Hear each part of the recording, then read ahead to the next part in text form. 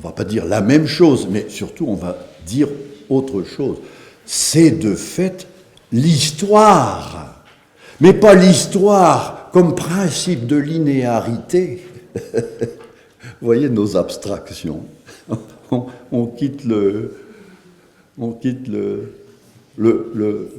cyclique pour le linéaire. Nous voilà encore partis dans les idées. Non.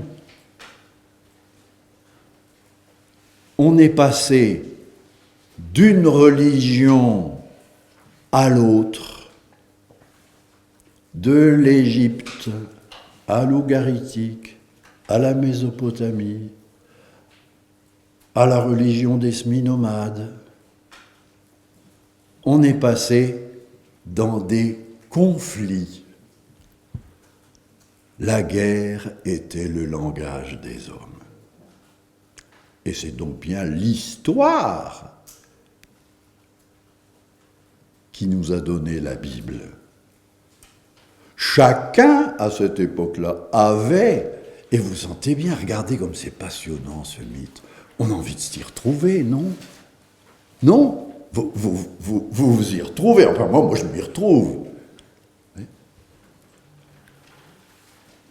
Et donc, c'est tellement passionnant.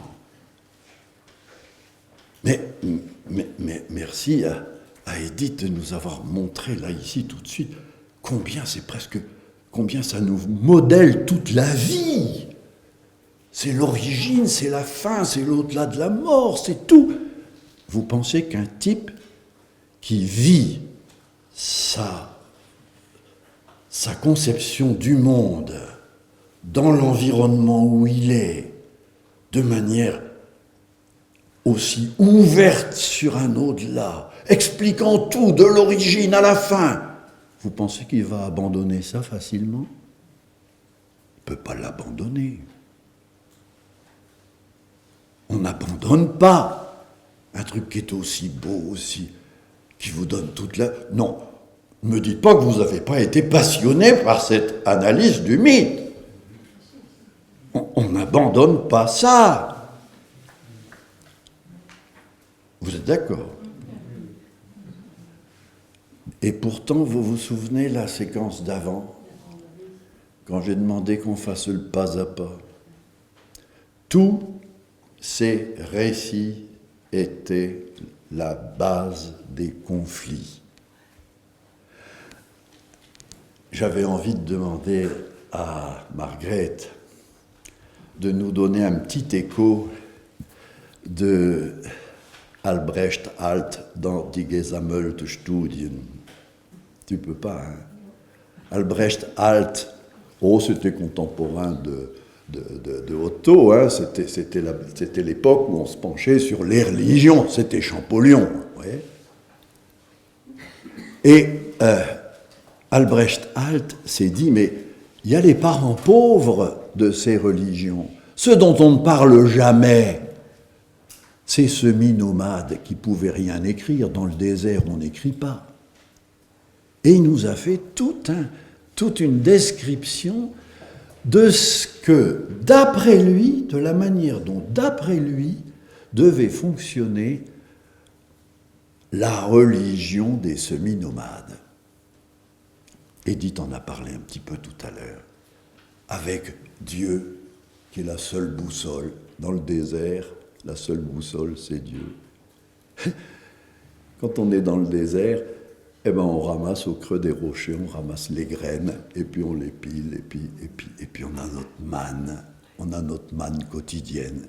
Puis quand on est dans le désert, on est juste à la sortie du courant qui vient d'Europe et d'Asie. Tous les oiseaux migrateurs d'Europe et d'Asie se retrouvent dans ce goulot d'étranglement entre la mer et le désert.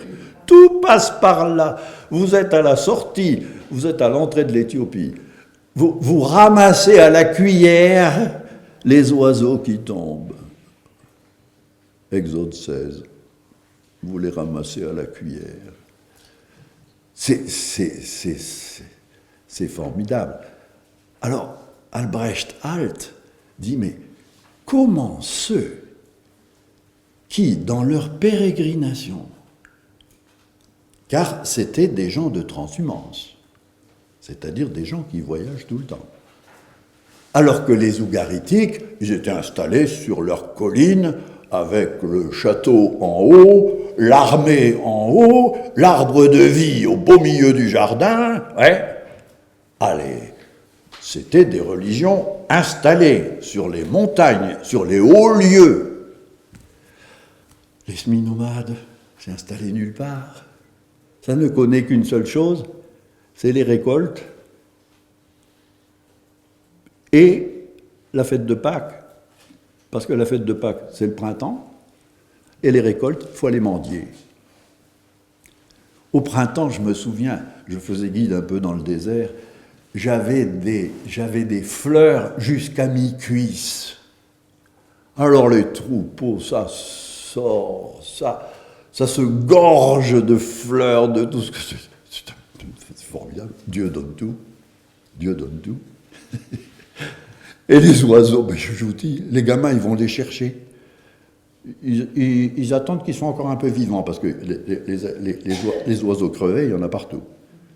Mais on prend encore les vivants, puis on les mange, quel bonheur. Et là, vous en avez à l'appel. On envoie les gamins les chercher.